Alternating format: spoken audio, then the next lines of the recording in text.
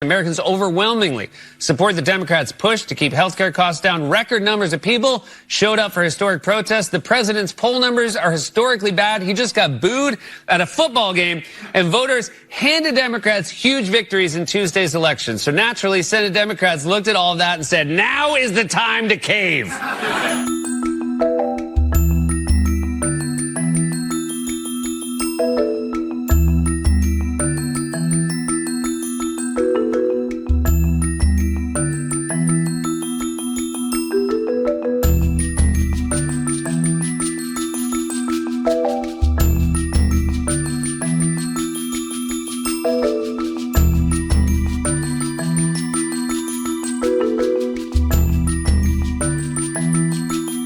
Yes, the shutdown may have been long and painful for millions of Americans, but at least it achieved jack squat. They f***ing caved on the shutdown. Not even a full week removed from the best election night results they've had in years. It is incredible at his age that Chuck Schumer is still able to bend over so far. Chuck Schumer is basically every parent who tells their kid, no more iPad, that's it. Next thing you know, he's playing Roblox at the dinner table.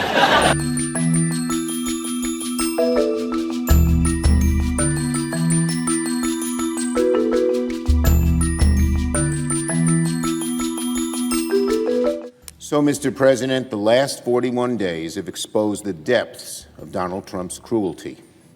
He shut the government down longer than any president in American history, took innocent kids, veterans, federal workers as hostages, political hostages, all because he refuses to do anything to fix the health care crisis, and instead keeps pushing policies that will cut people's coverage even more. Look no further than Donald Trump's war on SNAP. Last night, the First Circuit reaffirmed what lower courts have already said. Donald Trump cannot take 42 million hungry people as hostages. He cannot withhold the benefits they need for food for their families. Even now, Donald Trump isn't satisfied. Today, even more cruel, he appealed to the Supreme Court yet again to try and get out of paying full SNAP benefits. The president's done a lot of cruel, nasty, mean things over the years. But going all the way up to the Supreme Court, not once but twice, to ensure kids go hungry is about as cruel a thing as he's ever done.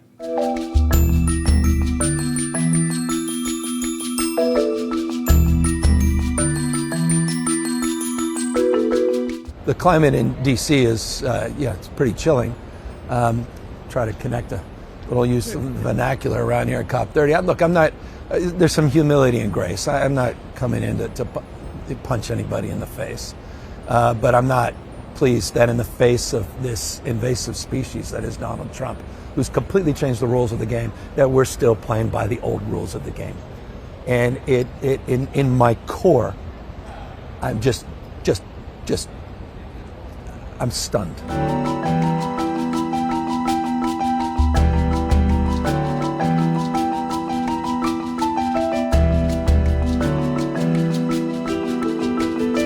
The US now, and the government shutdown will last until House lawmakers travel back to Washington to vote on the legislation, despite the Senate agreeing on a spending bill.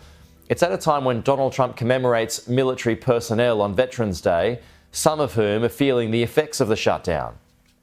A very big victory. We're opening up our country. Should have never been closed. President Donald Trump honoring America's service members at Arlington National Cemetery on this Veterans Day. A day when many of those who served our country continue to feel the effects of the government shutdown. We think about 1.2 million veterans that have food insecurity issues across our country. And with the SNAP program being halted, that added to the misery that veterans have. VA Secretary Doug Collins says while hospitals and clinics have been operating as normal, other services did take a hit. We suffered a big blow and still are suffering a big blow when it comes to educational benefits, outreach, vocational rehab, a slowdown in our disability claims and benefits. Meanwhile, on Capitol Hill, there's division among Democrats after 8 of their Senate colleagues broke ranks and voted for a Republican bill to reopen the government. Just to say, I think that was a terrible, terrible mistake. I hope my colleagues earnestly are correct that we're going to be able to still land this plane and make sure that 24 million Americans don't see their premiums double. The deal to end the longest shutdown ever extends government funding until January 30th, reverses federal layoffs made during the shutdown, and comes with the promise from GOP leaders to vote on extending Obamacare subsidies by mid-December. John Fetterman, one of the 8 senators to vote for the bill, says he's elated the government will soon be reopening. Millions and millions of Americans now will have their lives brought back to normal.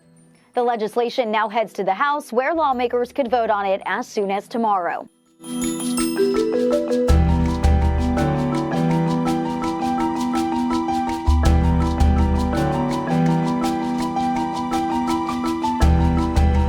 The US government shutdown will last until House lawmakers travel back to Washington to vote on the legislation, despite the Senate agreeing on the spending bill. Joining me live now is 15-year government policy expert and principal at political consulting firm DB3, Nikki Corelli. Nikki, thanks so much for your time. So there's still a lot of disruption. Is that mostly in air travel at the moment, or is it across the board? Air travel, certainly. There were, I think, 50% of flights that were canceled on Saturday, so that was extremely challenging. There still are delays in getting government food benefits off to folks, and that is, of course, incredibly disruptive.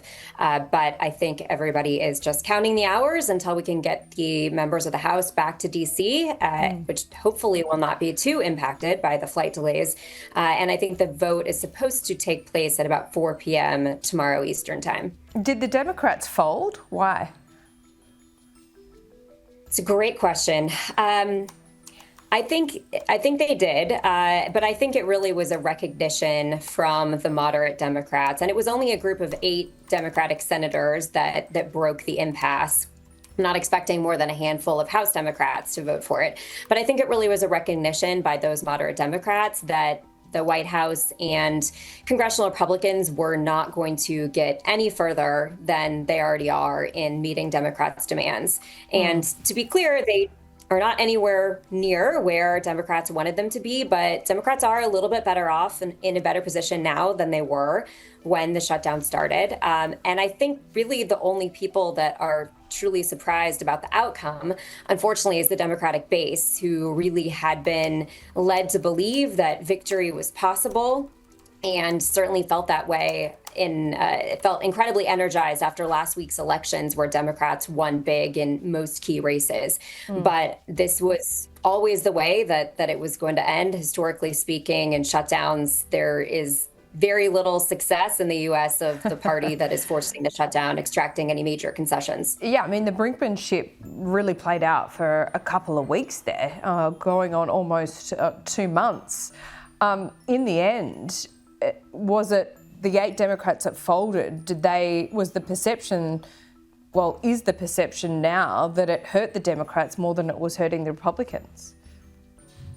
I don't think so. I think they felt like they weren't moved by polls. I think polls still are showing that the American public blames both parties fairly evenly for the shutdown. And I think from their perspective, it was more about, this is the best we're going to do. And there is now considerable disruption to air travel. We're having people who are being hurt because they're not able to get food benefits and other government services. And I think they just felt like enough was enough, and we have an opportunity to make some little gains, and we should take it.